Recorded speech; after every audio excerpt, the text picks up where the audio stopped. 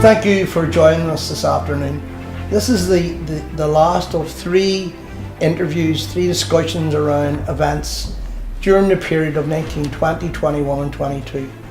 They're organised by the Belfast Commemoration Centenary Committee, and they look at events around particularly Belfast, but the wider field. And the first one, of course, that you've joined us then, was dealing with the pogroms from 21 and 22. The second one dealt with the state of Republican forces, what the Republicans doing at that particular time.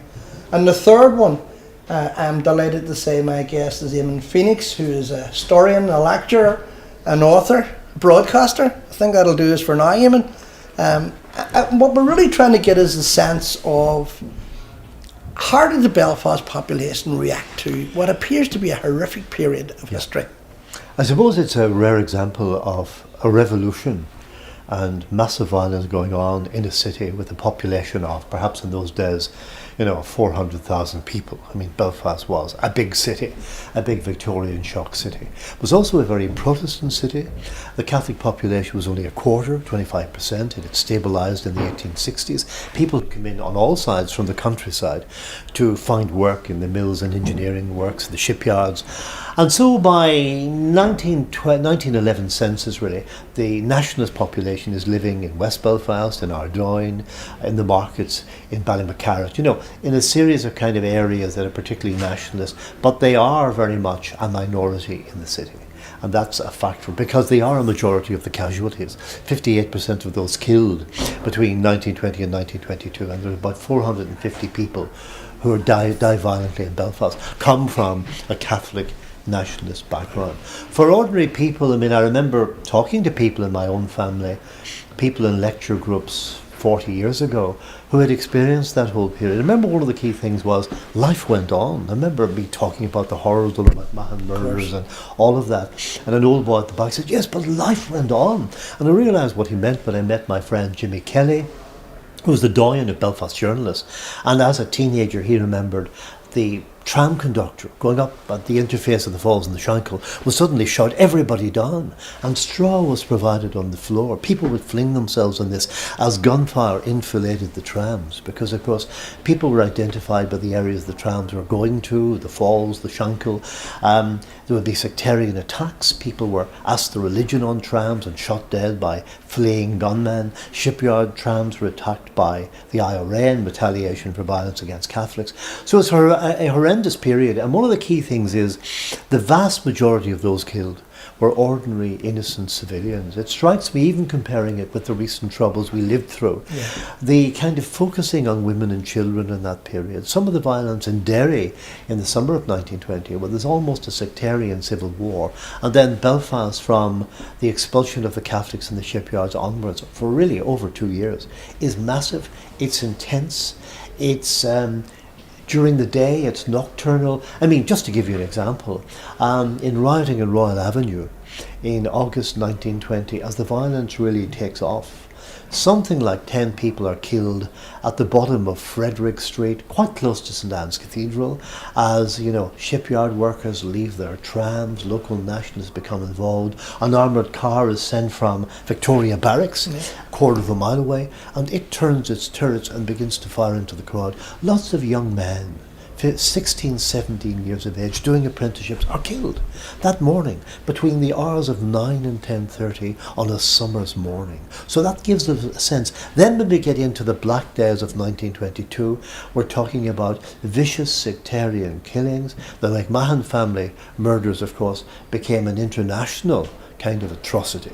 At the time, there was the Protestant Donnelly family who were bombed in Millfield, children killed.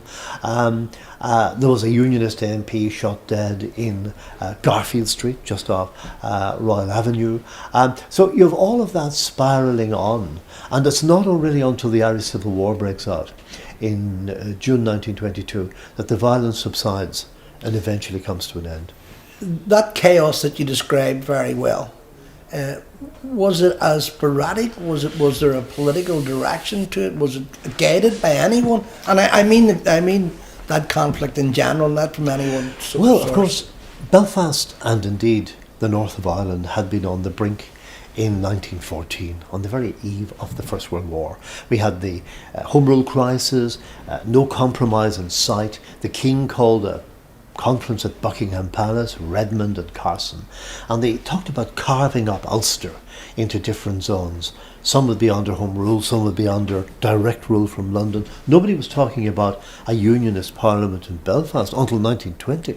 And I mean, it looked as though the two armed forces of the day, the UVF and the Irish Volunteers, would come to daggers drawn. It never actually happened because the Great War supervened, and Redmond and Carson supported the war effort. But when those men returned from the Western Front, whether they be nationalists from the Falls in the Connaught Rangers, or unionists from the Shankill in the Royal Irish Rifles or the Royal Irish Fusiliers, Ireland is once more on the brink, because if they are coming back in the middle end of 1919, they don't find homes fit for heroes.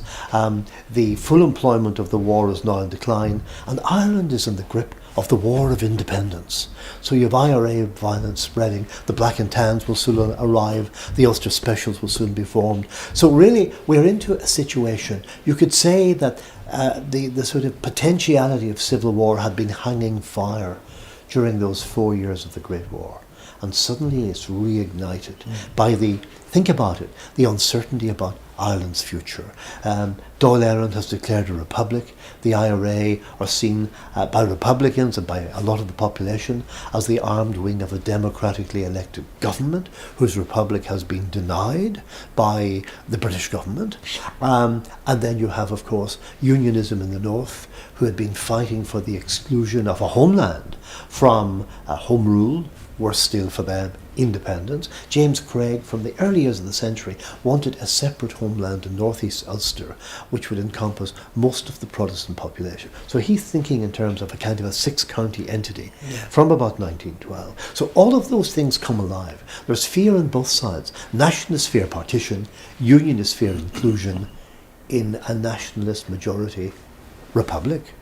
That point that you make, that fear gripped everyone almost. I mean, we talk about the most horrific of the killings, and you mentioned the McMackins, of course, but fear stalked every community, I suppose.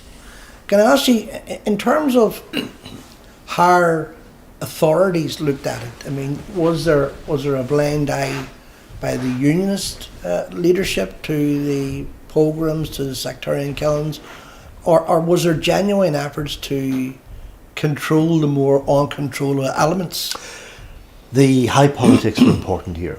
The Lloyd George coalition was Conservative dominated. Lloyd George was a Prime Minister without a party. Liberalism had split during the war. He and his Liberal supporters were in power on the sufferance of the Tories, who could have formed a government themselves. And going back to 1886, there was this alliance, this unbreakable alliance between Ulster Unionism and the Conservative Party, focused on the catch cries of Protestants in danger and the Empire in danger. So Craig and Carson knew by that stage, and Craig was beginning to overtake Carson, who was about to retire in the political stakes. They knew that they had the support of Bonar Law and the Conservatives, as they had during the Ulster crisis. Lloyd George is walking really a tightrope between keeping the Tories on board for an Irish settlement and, of course, dealing with the IRA campaign, which is becoming more and more intense right across the island of Ireland. So that's what's happening in the background. Dublin Castle is a very unionist place from 1918. I mean, so many of the Ulster Unionists become junior ministers. The Attorney General for Ireland, Dennis Henry, is a unionist. Sir James Craig was Parliamentary Secretary of the Admiralty. He's a unionist. The officials in Dublin Castle are overwhelmingly pro-Ulster and pro-imperialist. So that's the background at the time. The RIC is a mainly Catholic force as far as the rank and file. It comes under massive pressure from the IRA campaign and boycotting by the civilian population. In Belfast, unionism doesn't trust the RIC. There are too many senior officers and ordinary sort of policemen on the beat who they believe are in sympathy with the aspirations of the Dáil, although they're serving out their days in the police. So there's pressure coming from James Craig and others, unionists who are sure-footed in the corridors of power. Remember, the Lloyd George Bonar Law election manifesto of 1918 had guaranteed partition for 6 counties. So that wasn't even in doubt at that stage, unless Sinn Féin managed to overturn it. The result is that Craig is able, he's sure-footed in the corridors of power. He and his colleagues are able to shape the settlement in these years, and Craig is determined that a separate entity will be set up in the northeast corner of Ireland with a police force that he can rely on. They become the ex-soldiers of the Ulster Specials, 30,000 strong by 1922, recruited in the Orange Halls, recruited in the estates of friendly landowners. On the other hand, of course, the RIC are taking a more and more of a background role. Many of them are resigning under pressure from the IRA campaign. And in some cases, they're retiring because of what they see as patriotic motives. There's a conflict between their view of their identity and what's happening. So all of that's going on. Why did the violence erupt suddenly in Belfast in 1920? Well, of course, the political uncertainty. Ireland's future is uncertain. The IRA campaign has gone. Devlin is in America, seeking American presidential support for the Republic. And of course, PR has been introduced for Irish elections in 1920. It's seen as a minority safeguard north and south. That means that the Nationalists win Derry Corporation, Fermanagh and Tyrone County Councils. They do well in Belfast. For the first time you have 5 Sinn Féin members of Belfast Corporation, as well as the 5 Nationalists. So there's a sense that Sinn Féin are kind of succeeding even in the north, under PR. And of course this causes a problem. How can Craig demand a 6-county area excluded from Irish nationalism if 2 counties in a major city are flying the nationalist flag? This is a real issue. So sectarian violence breaks out in Derry in May 1920. And it very much involves the UVF, who are returning from the war, well armed by the Larne guns of 1914, and of course the IRA, which is emerging, reinforced from Donegal. Derry is of course the entrepot for Donegal. It's a key railway centre, industrial centre. Its population, as one unionist historian put it, are really composed of the landless labourer from the wilds of Donegal. The idea of separating Derry from Donegal seems unthinkable, and madness in economic terms at that stage. So there's a battle royal for control in Derry. Derry gets its first nationalist mayor, first Catholic mayor in 300 years, its first nationalist mayor ever, Hugh O'Doherty. His first speech is a condemnation of partition, saying they'll never be separated from their hinterland in Donegal. Unionism is becoming very, very alarmed at these democratic upsurges west of the Bann. So sectarian violence breaks out. Eventually the IRA seem to be getting the upper hand, and only then are troops sent in from Dublin Castle.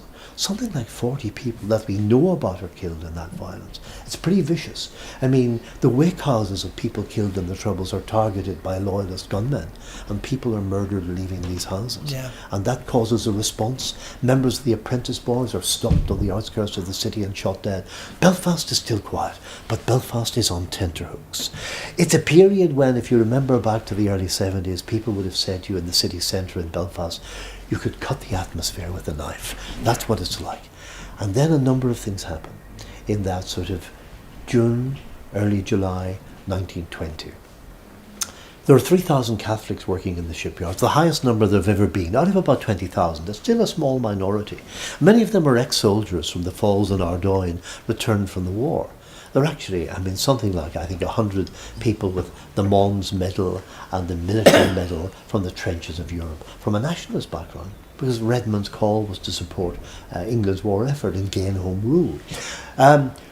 Carson comes north and he makes a speech at the field, which was then actually in the outskirts of West Belfast, was now Finnehy Road North. And he says in a very, very insightful speech, a very provocative speech, we will tolerate no Sinn Féin in Ulster. And I'll call out the UVF. Now this is seen by many of the loyalist rank and file as a call to arms almost. At the same time, the IRA campaign is escalating in the south, and a northern-born RIC commander, Lieutenant Colonel G.B. Smith from Banbridge, is shot dead in Cork by the IRA. And his body is brought home. There's an upsurge of sectarian violence in Banbridge to mark his funeral. And of course, you have the background of the violence in Derry. What we know is everything comes to a head when the Shipyard holiday ends on the 23rd of July 1916. There have also been sinister letters in the Unionist press talking about nationalist infiltration into Belfast and Ulster. Very, very sinister. And by this stage, of course, tensions are rising. The shipyards reopen for work. People from nationalist West Belfast go to their jobs as usual.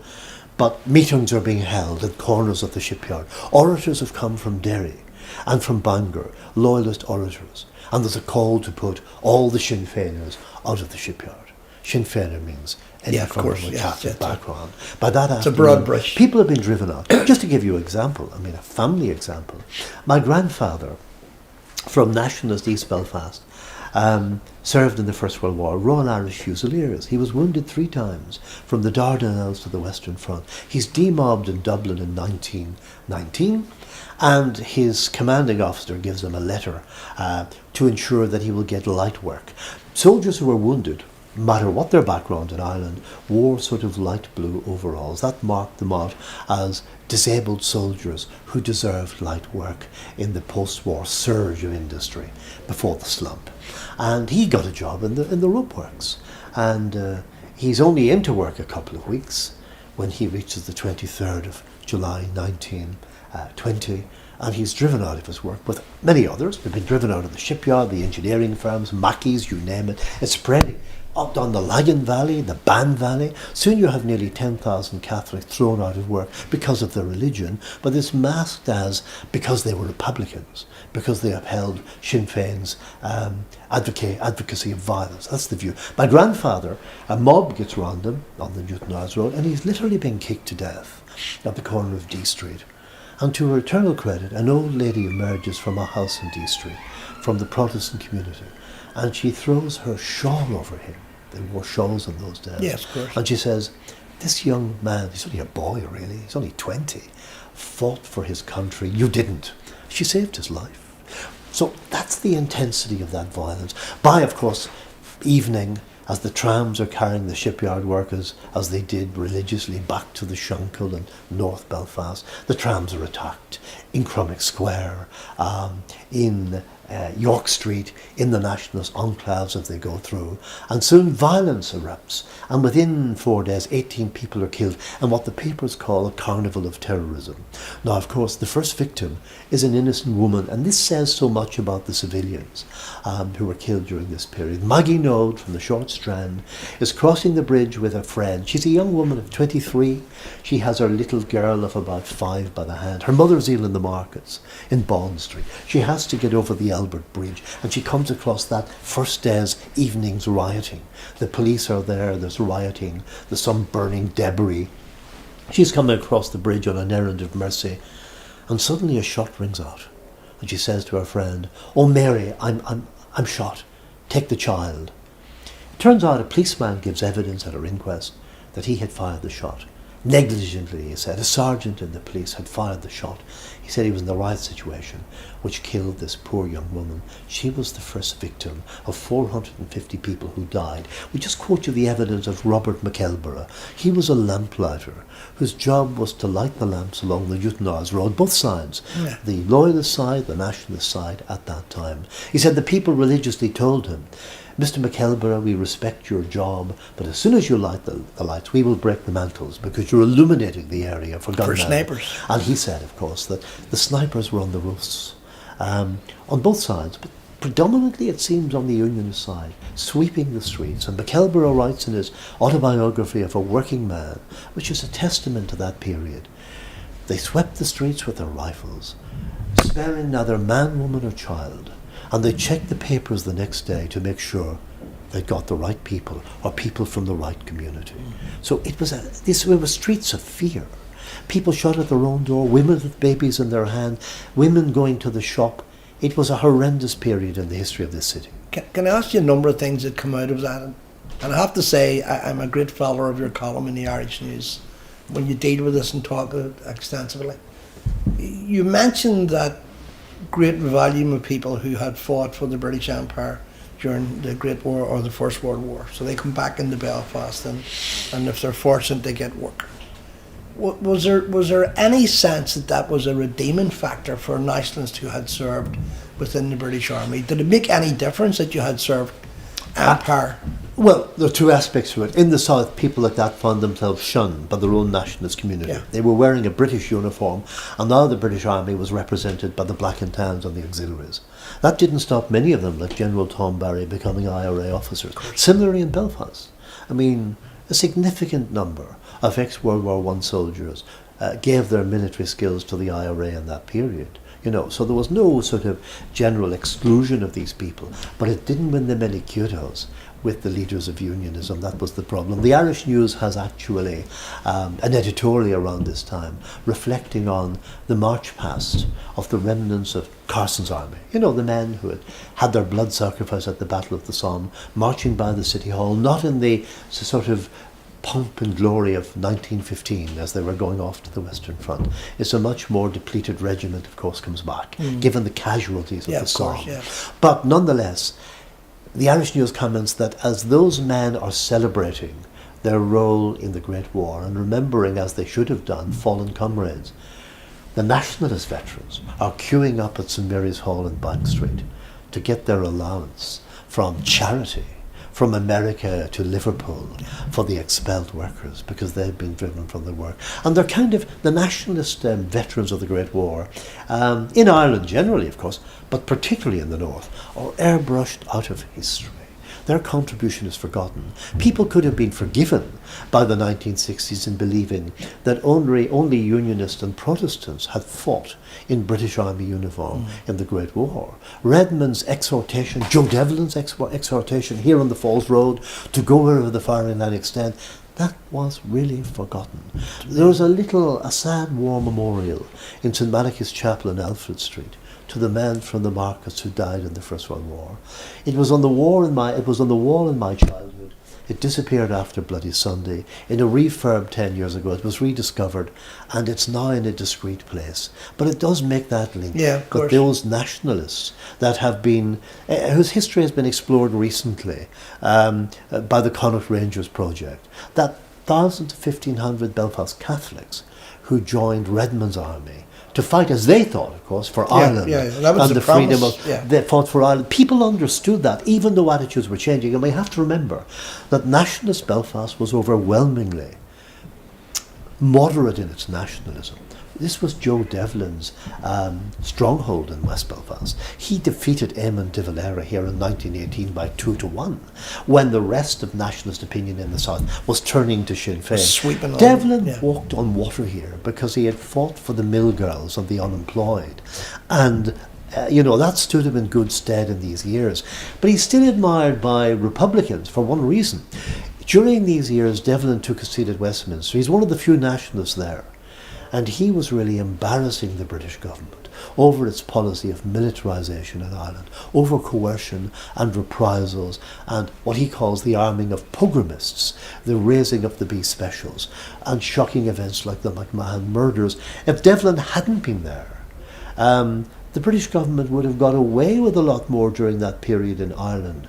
But Devlin supporters, particularly in the Ancient Order of Hibernians, they were strong in West Belfast. The corner of Clonard Street is still there, Clonard AOH. I mean, Joe Devlin's supporters were certainly perhaps 60% in West Belfast. And they in fact clashed with the local IRA. In fact, during the 1918 election, things were very violent. I mean, there's a great story told. I don't know if I have time to tell my kind of stories here, Joe, but I mean, during the 1918 election, I have this from the former Judge Turlock O'Donnell, who lived all his life on the Falls Road. But his father was on a Sinn Féin platform. He told me this at a school reunion 10 years ago, the late Judge O'Donnell. His father was on a Sinn Féin platform in Clonard Street with Sean McEntee, the only Belfast man sentenced to death in the Easter Rising. And they were a small crowd. Sinn Féin wasn't as popular as the Hibernians and the Redmondites. And they were supporting the Republic in 1918. And they heard this rising cacophony of sound, like female voices coming from somewhere close by.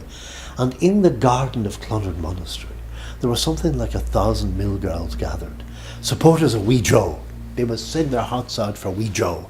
And suddenly the gates flew open, and this band of harridans descended on the Sinn Féin platform, and the members had to run for their lives. And Judge O'Donnell told me his father told him that they were running down the Falls Road a mile or so down to McEntee's bar on King Street, Sean McEntee's father's pub, for shelter. Yeah. And when they got in, they said, Sean McEntee was minus his breeches. Literally lost his treasure. Can I ask you, which has always fascinated me, civic society, for instance, the Catholic Church, I think it was Cardinal McCrory, was it? It was Bishop McCrory. Bishop McCrory. Did they speak out? Were they vocal in terms of defending what would be seen as their flock? And if they were they listened to? In the whole of Ireland, of course, the Catholic hierarchy were again walking a tightrope initially, condemning the violence of the IRA and condemning the violence of the security forces, the Crown forces.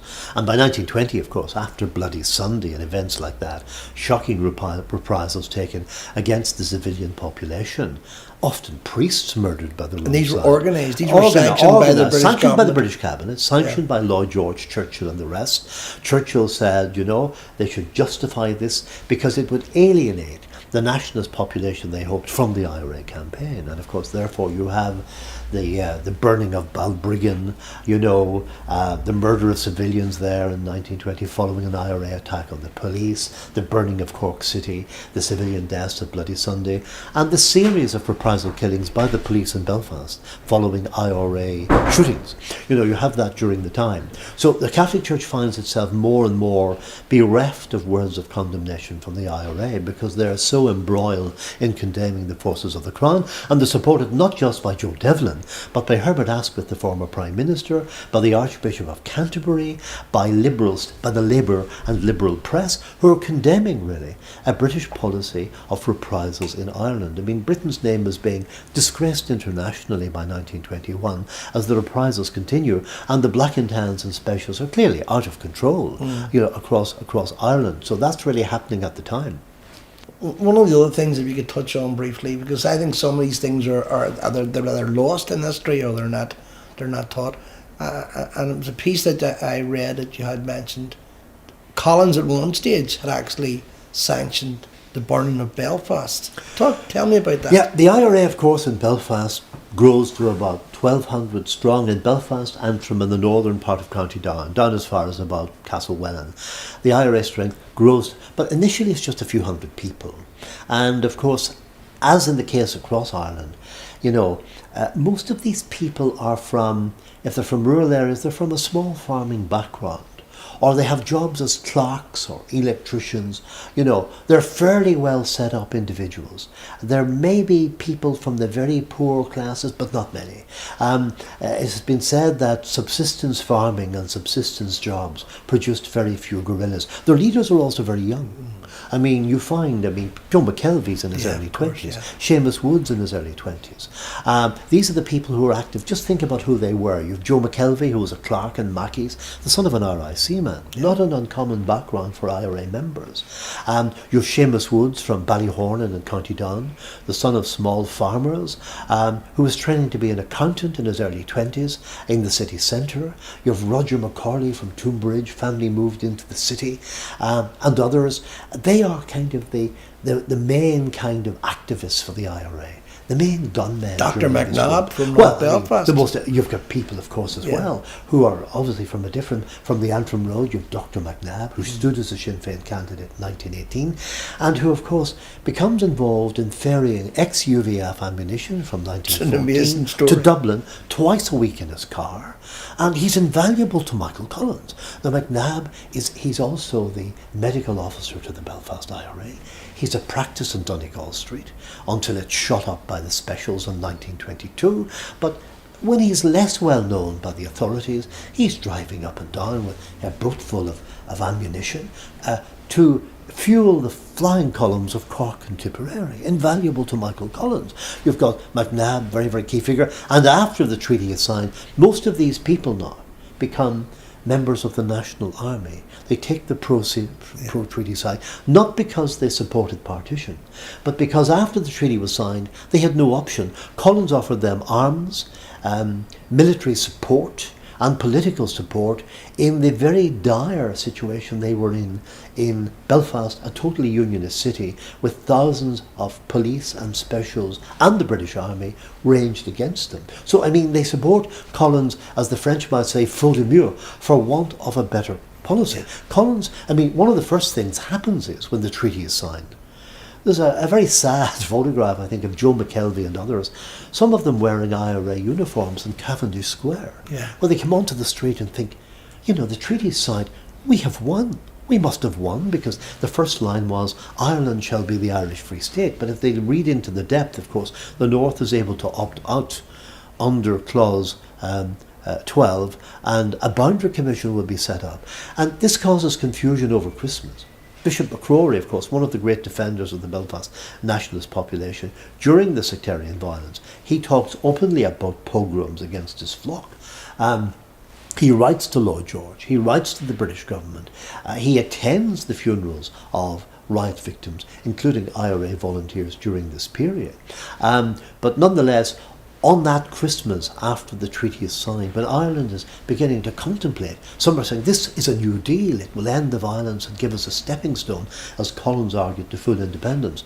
Joe McKelvey and another veteran Republican from Belfast, Dennis McCullough, who had been involved in the mobilisation of 1916, a fellow IRB man, I'm not sure that Joe McKelvey was in the IRB, but McCullough had been in jail in Wales with Collins and was in that secret group, the IRB. They meet Collins at midnight in the Gresham Hotel on Christmas Day 1921, and they say, look, we've had many meetings among the officers of the 3rd Northern Division in Belfast.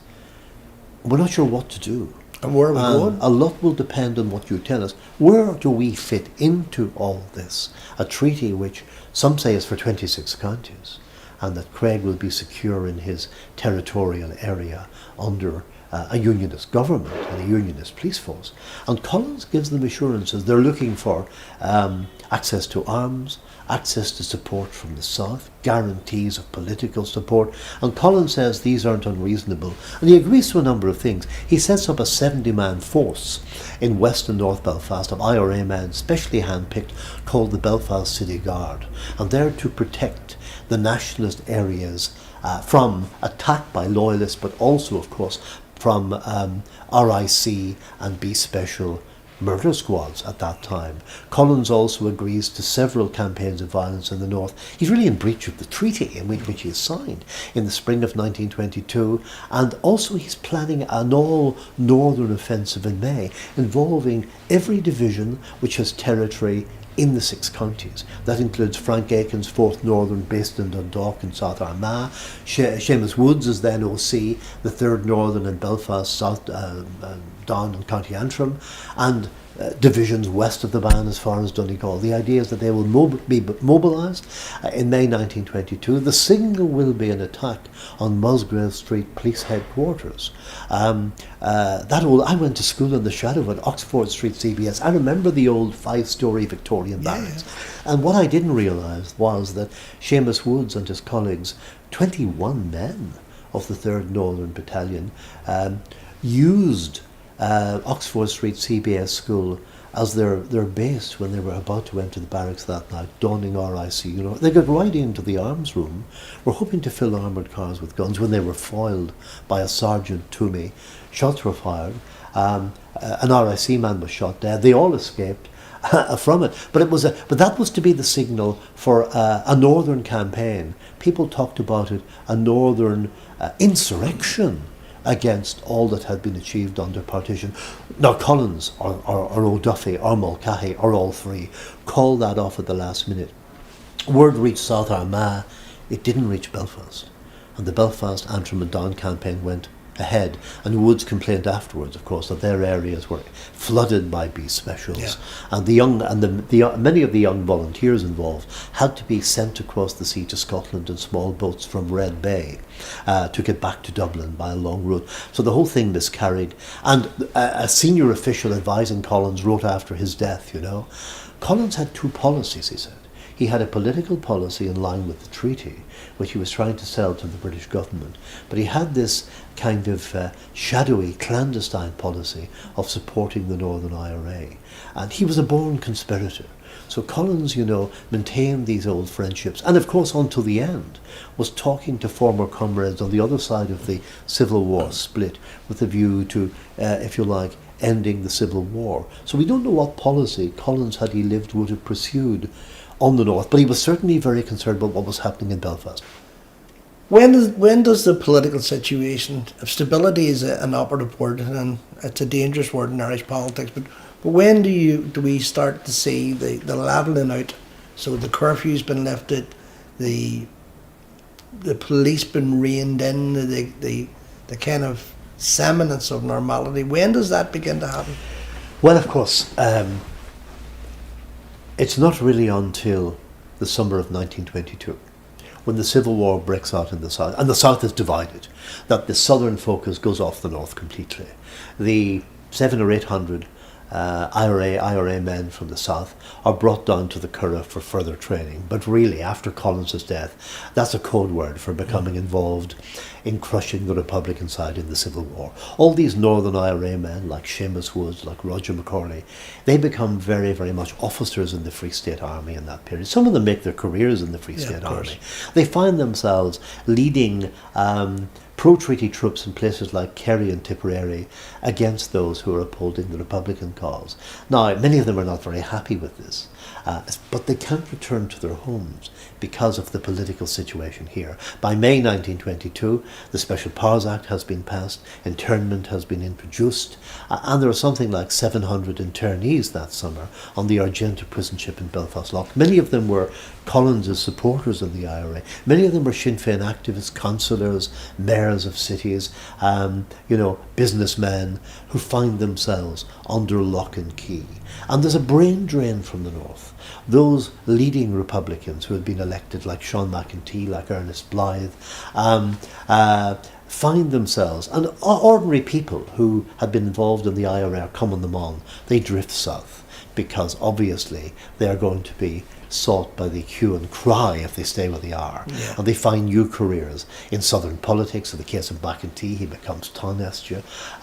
In the Dáil, you find others like Michael Carolan, a Sinn Féin councillor and IRA leader from Ardoyne, who becomes heavily involved in the anti-treaty IRA. Others become members of the new Gardaí, the civil service, in many ways. And, they're confused by the situation, because when it finally settles down and the Free State emerges and the jails open, most of the Republicans leave Ireland forever. They're not prepared to live in the Free State because they fought for a republic. And many of the Northerners who are now part of the Free State system. Yeah. I heard one story about a young woman from the Glens of Antrim, Siobhan Ylowen, who was a poetess, wrote lovely poetry.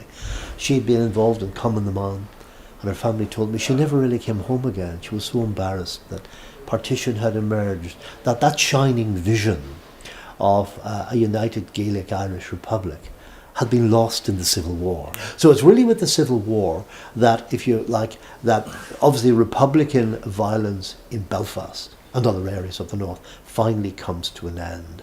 And by the end of that summer, curfew is still in vogue. But there's a policy picked up on by Seamus Woods, the IRA OC in Belfast. He winds up the operation here in October 1922. There's a letter to Richard Mulcahy saying that he has closed GHQ. He's very sad about this as a Republican, because he said, I think that creating an Ulster on Gaelic lines will now be lost for a long time to come. So really that's the end of militant republicanism in Belfast as he seals that up. And also, of course, the Free State as it emerges after Collins' death is more concerned with, if you like, consolidating the 26 county state than looking north. Their only northern policy is the Boundary Commission. So Northern Nationalists are told to boycott the Northern Ireland Parliament until the Boundary Commission reports. Remember, there had been cooperation between Devlin and Sinn Féin in the 1921 partition elections. They agreed to a pact which meant that they would both parties would boycott the partition parliament in Belfast. In fact, Joe Devlin described partition in very, very kind of extreme language for the time. Partition means national suicide. The suicide was a crime in 1921. It's not anymore. So, it was something very serious. But the problem was on the ground. Across the north, in Belfast and rural Ulster, there was bad feeling between the Hibernian rank and file, the out-and-out Redmondites, who were still carrying the Home Rule flag with a harp, and the Republicans, those who had taken the Republican side and had the tricolour. And therefore they didn't really gel at grassroots level. Seats were lost in 1921. And didn't trust each other either. Well, they didn't trust each other. Yeah. I mean, some Republicans blamed the Hibernians for informing in the police. Some Hibernians were quite militant and formed the Hibernian Rifles and actually joined forces with the IRA during this period. But if you think about it, Woods talks about a policy of fraternisation. As the Civil War breaks out in the South and the IRA leave the scene, as it were, leave the stage, is a phrase we use a lot today, the police are moving into blockhouses on the Falls Road. They take over the Beehive, for example. They're fraternising very much with the population. And they're using well-known members of the RIC, usually Southern Catholics, who are saying to the local parish priest, the bad days are over. We are just ordinary bobbies on the beat. We want to get back to normal policing, and I mean, if you tell this to your flocks, and there's a sort of an accommodation has been created, kind of a modus vivendi between the two sides. As in the South, after the truce, people are so glad on the ground in nationalist and unionist areas to have a bit of light at the end of the tunnel after 3-4 years of continuous violence, when you weren't safe to let your children on the streets. We think of atrocities like the killing of the little girls on the lamppost, swinging on a moonlit evening in February 1922 at Weaver Street, now covered by the M2 in North Belfast. 6 of them killed, others brutally mutilated by loyalist bombs. Nobody wanted to go back to that. But what you find is, of course, because republicanism leaves the scene, those who were in Sinn Féin either go south. Dr. McNabb is a rare example of somebody who comes back to the north in the mid-20s and he's kind of left alone. His own family weren't even involved of his dark secrets, And Cahir Healy, who's a Sinn Féin leader in Fermanagh, he finds himself in the mid-20s cooperating with Joe Devlin to try to create an opposition in the new Northern Parliament, But many have gone south. And they've sought careers and made the best that they could. We can read their witness statements today, but there was a sense of that they had been let down. Can I ask you the last question, which is always the most unfair question, because it means you have no redress. And we've been speaking for an hour. Could they have been done, could they have changed, could they have been done different, could they have been done better? Or was what we've seen in 2021 and 22 the inevitability of these two fundamentally opposed political forces? I think we have to be honest in the backward glance of history and looking back. If we even go back to Joe Devlin and John Redmond's nationalism, which was strong between kind of the 1880s in Parnell and the Home Rule Act becoming law in 1914, nationalism had never really tried to engage those people of a unionist background. Despite the 1798 background, when you did have a movement, not universal, but certainly in Eastern Ulster and in Belfast, to unite Catholic, Protestant and Dissenter around egalitarian ideals of the French Revolution. Had that been revisited in the 19th century? Had that liberal Presbyterianism been harnessed to a nationalist movement? But Daniel O'Connell's nationalism, although he was, not a bigot himself, but he based it on the Catholic Church. So you had this identity where to be a Catholic was to be a nationalist and vice versa. There were always Protestant nationalists, but they were a small minority. Republicanism didn't ask people its religion when it was recalibrating in the early 20th century with the Dungannon Club and the birth of the IRB. You had people like Ernest Blythe, you had people like Sean Lester, people like Bulmer Hobson, working with McCullough, Sean McDermott and others. But again, it was too late.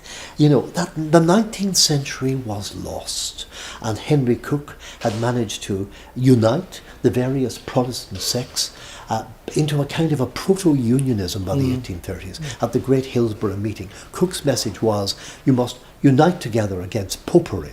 nationalism and liberalism, and that defined unionism moving forward. And it was simple. So when we get to 1912-14, nationalism had never really considered that Ulster unionism might block the way.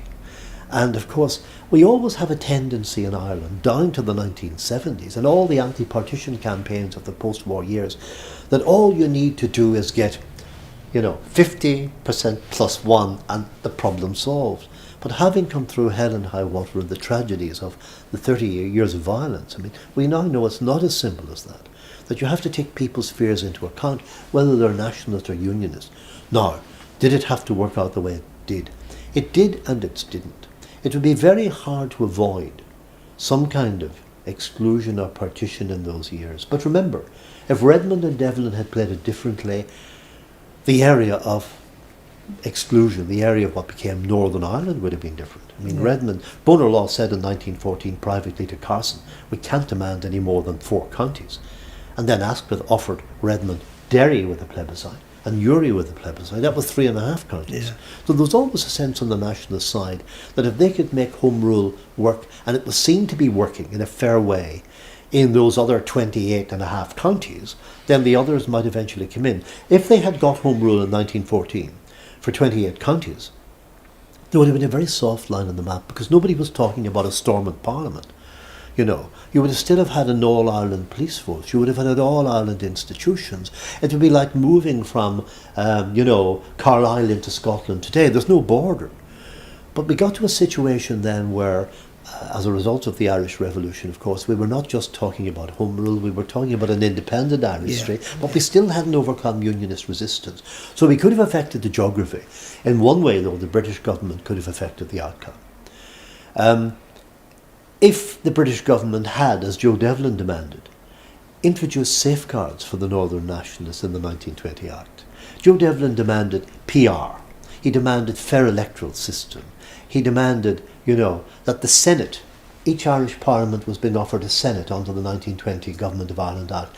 If the Northern Senate, which ended up at Stormont, had been weighted in favour of the Nationalists, or as in the South, if the Nationalists had been given 50% of the seats, okay, you're a third of the population, there's 50% of the seats, so that you can scrutinise legislation on fair employment, on education, on law and order, to make sure that you're happy with it. That's what Carson obtained for the Southern Unionists, 10% in the South. But the Nationalists didn't get that.